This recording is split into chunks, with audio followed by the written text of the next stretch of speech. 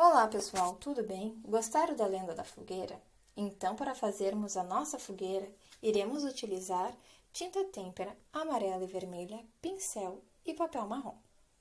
Iremos pintar os dedinhos de amarelo e o contorno da mão.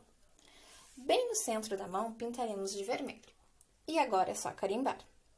Para fazer a base da fogueira, utilizaremos 2 tiras de papel marrom. Colaremos em forma de X e está pronta a nossa fogueira. Beijinhos e bom trabalho!